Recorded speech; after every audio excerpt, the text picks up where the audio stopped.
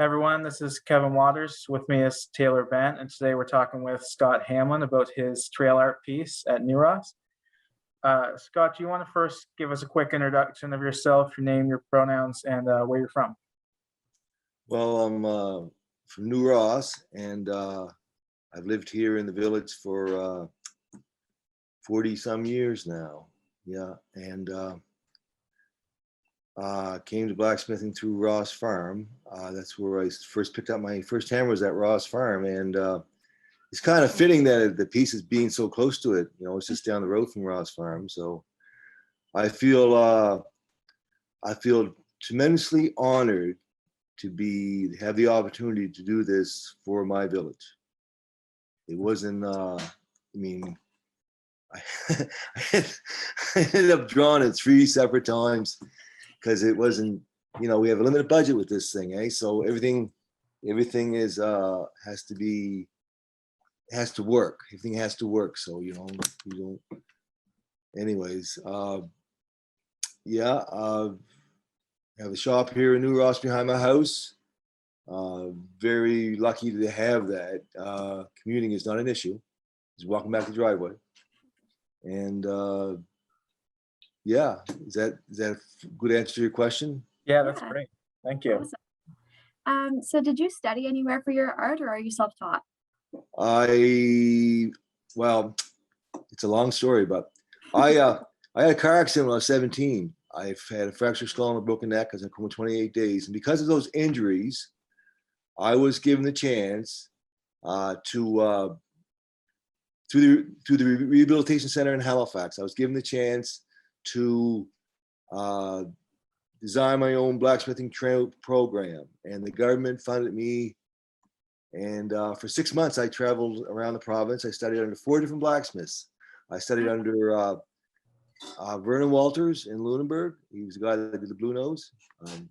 He's passed on now. And Gerald Taylor in Aylesford, he's passed on too. And Joseph Benjavini, it's an American name, anyways.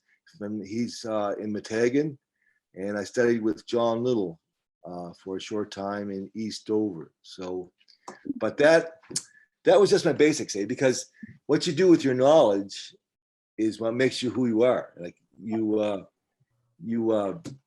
I think that you have to have an idea in your head, and you have to have the ability to make that work. And that's what I've kind of developed over the years, because I've always wanted to be an artist. That's what I wanted. I wanted to do the artwork. I mean, at the Ross Farm, they trained me in some of the basic work, but it wasn't until I got on my own and started making my own living that I could do really. I could start exploring that, that artistic work. Yeah. Awesome. That's great. Yeah. My next question is: are you always from Nova Scotia? You mentioned 40 years in New Ross. Have you always lived here?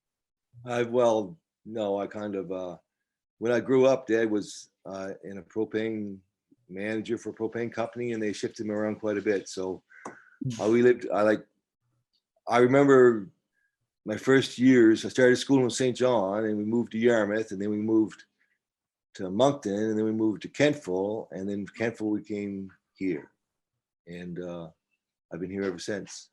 Don't plan on leaving. No. That is pretty cool. So you travel around a lot. What did you love most about New Ross that kept you here? People. Oh, yeah. People were accepting. The people were kind. Yeah, that's what it was. I mean, we do have family roots, so it's it's not as if I was a total outsider, because I used to come here during the summers and work with my uncle. I fostered a love of farming by doing that, and I always wanted to be a farmer. But then when I spent 3 years at agriculture college, but I wasn't really. I didn't think the money was there. I didn't think I could do it with the money. I mean, at least with blacksmithing, what little I make is mine. Whereas with farming, money involved with farming, God, the bank owns you. The bank owns you. So I just figured that a better chance for me to make a living doing this You know, it is what it is. I always say this. I say this because I truly believe it, but success is measured in many different ways. And it's not just financially, you know. Yep. There's other things that make success in your life meaningful. And if you get tied up on the money thing, you're going to miss everything else. You're going to miss all that fun of doing something that doesn't make any money. Anyways, no, it's I don't know. I love what I do and I do what I love. And I guess that's successful, isn't that not? In my books, that is. Yeah. Yeah, that's the best right there. Yeah. Awesome. Thank you. So could you tell us a bit about your practice? Or for example, like what's your favorite thing to create, or who inspires your artwork, or what inspires it? I think I would say nature. It's a challenge to make something that's already a recognized form. Like you say, you do a rose, or you do a flower, or you do a fish, or you do something that's all like people know when it's right, and you know when it's right and when it's not right. So over the years, I've made quite a few different birds. I've done. I recently started doing fish. There's a salmon in the piece that I did for the trail art. There's a salmon in that. There's also a loon in that too.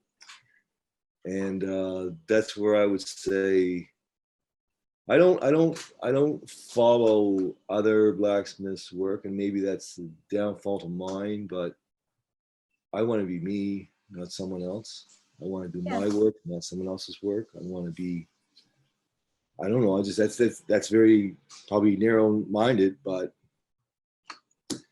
works for me. Awesome. Works for me. Yeah. Yeah. So where can people buy your artwork or pieces that you make? Oh yeah, look at that. That's a good question. Mostly it's I do have an online presence, but most of my work's commissioned. Yeah. Like I deal with people from the ground up. Like they have an idea in their head. Yep. And I provide drawings free of charge. I don't charge just for drawings. I think that's a detriment to getting the job. Yep. Drawings are always free, but it gives you an idea. It gives both you ideas. Like gives you the idea of what you're doing and how much you can charge, and it gives them an idea what they're paying for, because the old saying buying a pig in a poke is a pig with a poke. Well, I don't know how that goes, but that old saying is true. If you don't really see what you're buying, what you're spending, you're less hesitant to spend the money. But if you have a drawing, if you have something that says, "Oh, yeah, this is what I want to get," then you're more likely to jump into it. Yeah. Awesome. That's Yeah. great. Thank you. You talked a lot about your apprenticeship and how that's really shaped you. Have you ever taught, or have you ever thought about sharing your knowledge? I teach. I have online. Well, not online. I have a presence on my website that says, "Do you want to be a blacksmith?" I offer courses. I offer daily courses by the day. I offer beginner courses. I offer intermediate courses. I offer more advanced courses. What I like to do is, if say for example you're a young guy starting out and you want to learn how to blacksmith, I could take you on for an extended period of time at a reduced rate, because like my daily rate is based on people who just come out from the weekend and just want to mess around a little with the forge. But if you're seriously about learning how to do this work, I'm going to reduce my rates quite a bit so that I can teach you. And what I really want to do is get you to a point in which I can show you different skills, because I've been doing this stuff for 30 some years. And when I did this Seaport Market and the market in Keith's Brewing Market in Halifax for 30 years. And I did a lot of different stuff during that, just trying to make a living. That's all I was trying to do, make a living. And I don't do that anymore. I don't, because I mean, I'm right now, it's mostly bigger things I'm doing, and all the little stuff that I did that I love to teach that to somebody because Yeah. I made the tools. I made the tools, man. I make tools all the time. And it's important for you as an artist to develop your own look to your things. Like you don't want to be, you don't want to look like someone else's work. You want to look like, this is Scott Hamlin's work. This is Scotian Ironworks, you know. And that's where if you can make your own tools, that's where it really lies. And that all incorporates blacksmithing and all that stuff like that. But I mean, like that technique, that ability gives you a leg up on someone who doesn't do that. Well, You let's move on to the trail art. Can you explain your process of coming up with this idea for your art? My wife was the person in charge of following up on all the correspondence. Mhm. And I did that because number one, I was just a little bit I got a lot of stuff on the go, and I was interested in doing it, but I wanted Kathy to get her feet wet and that type of thing. And so she did all the organizing it. I designed around what she wanted. Yeah, correct me if I'm wrong, Kathy. Well, and you tweaked it. I tweaked it a number of times. I drew it 2 or 3 times. I did that. Draw it 2 or 3 times, and I did. I'm pretty good at drawing. You know, that's one of the things that I'm kind of blessed with is I can take an idea in my head that's just sitting there floating around, and I can put it on paper, and that's a big benefit in how I do my work. The symbols, because of the restraints with the job as far as time wise and like and price wise, everything that I put on that I have done before. Like I've made loons before many times. I made fish before many times. The letters like the letters on the piece because I adjusted 2 different jobs for 2 different people with required letters, and I tried something new, which I found it worked really well. Is I cupped the letters, like the metal's flat when you start, and I have these tools called fullers that have depressions into them, and I heat up the metal and I made the kind of rounded, made the metal kind of rounded, and because it was rounded, it acted totally differently than what it does when it's flat. Because when you take a letter, you try to make a letter out of flat metal, every time you bend that metal on its edge, it kinks. It's always freaking kinking. Yeah. But if you do it when it's rounded, it kinks a little bit, but it kinks less. And it makes a better looking letter. And I was so pleased with how it worked out. And I had done it on 2 different occasions before, because I did a cemetery gate in East Dalhousie, and I did a sign for a religious retreat in Black Point, and they were all with the same type of letters. And so that worked out really well to do New Ross, established 1816. I was really pleased with how it looks too. I was really happy with that. And the Mi'kmaq Star was the first time I did the Mi'kmaq Star, but I have give you a backstory, a little bit of backstory here. We put a shop on our property from Kathy to work into, and when we dug the driveway out, O popped this stone, and I could see a face in the stone. I could see eyes, and I could see lips.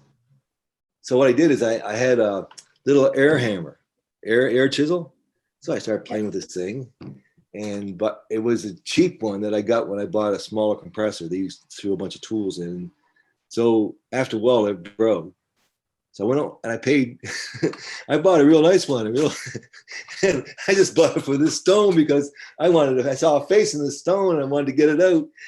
And so I played with that chisel, and by and by, one of the ends of it broke. Mm-hmm. So I started using that same chisel that broke. I redid it because I'm a blacksmith. I should be able to do that stuff. And I remade the chisel, and I made it rounded. It was flat before, like it had a rounded end. And I used that same chisel that I made to do that stone, I used that same chisel to do that Micmac star. It worked out really well. I was so pleased.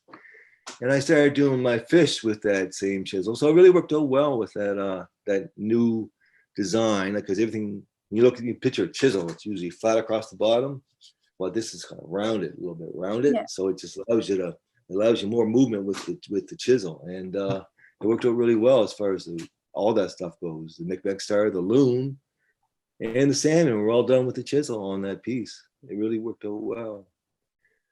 And now the question is the coloring of it. I deal with a company in Colebrook called TimberTech, and they've done a lot of my work. Well, they've done all my work that gets powder coated. They do it, and over the years we've done a number of different jobs together. And I've always challenged them on their coloring, and I'm really excited to see what they do with the pieces now, because I think that it all lies with the coloring of it, if it looks realistic or not, and if it looks, it'd be great. It's good, yeah. Looking forward to seeing that. Anything else? Awesome. That's great. I think that's it for me. Yeah, Anything else? that's everything I got too. So I think we'll just wrap it up by saying thank you. This is a great interview, so we appreciate it a lot. Yeah, well, it's my first Zoom interview. Yeah, it is. Yeah, I'm a little bit of a Luddite. If I can't fix with a hammer, I don't want to play with it too much. Anyways. Well, it was great. It was definitely great. Well, very good. Well, thank you very much. And I guess we just leave the meeting by pushing where it says leave meeting. Is that right? Okay. Thank you very much, Kat.